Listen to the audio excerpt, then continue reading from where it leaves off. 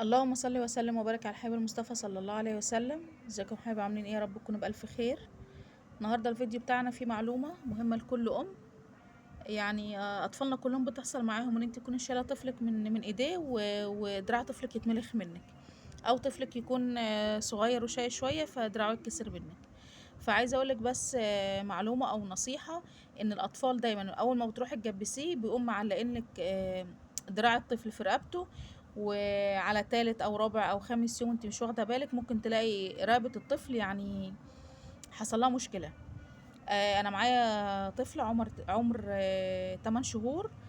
مجرد ما الدراع اتجبس امبارح واتعلق الدراع في الرقبه مفيش 5 دقايق الرقبه من ورا كلها التهبت، او تحس ان هي اتدبحت من رباط الشاش.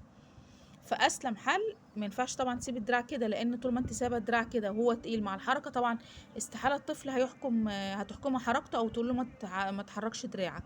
بيتقلب معاكي، بيزحف، بيقوم، فغصب عنه وعنك هيتحرك. فالغلط كله هيبقى على المفصل اللي هنا. يعني مجرد ما الطفل يحرك او كده هتلاقي الغلط المفصل اللي هنا ده تقيل عليه، فيحمل على المفصل اللي هنا. طيب انتوا كده هتقولوا لي انت حيرتنا ازاي هيحمل على المفصل؟ سيبيه، ما تعلقوش في الرقبه. هقول لكم بس على طريقه كويسه ان انت ممكن تحكمي حركه دراع طفلك وفي نفس الوقت ما انتيش محمله على رقبته. طفلك بس هتجيبي دراعه كده. عايزه اقول لكم يعني، وبصوا شفاها الله وعافاها، مش باينه اصلا، الايدين مش باينه في الجبس اهي. هتحطوا بس دراع كده زي ما بقول لكم، لازم تثبتي الدراع. ثواني بس هعدلكوا رباط الشاش من راسها.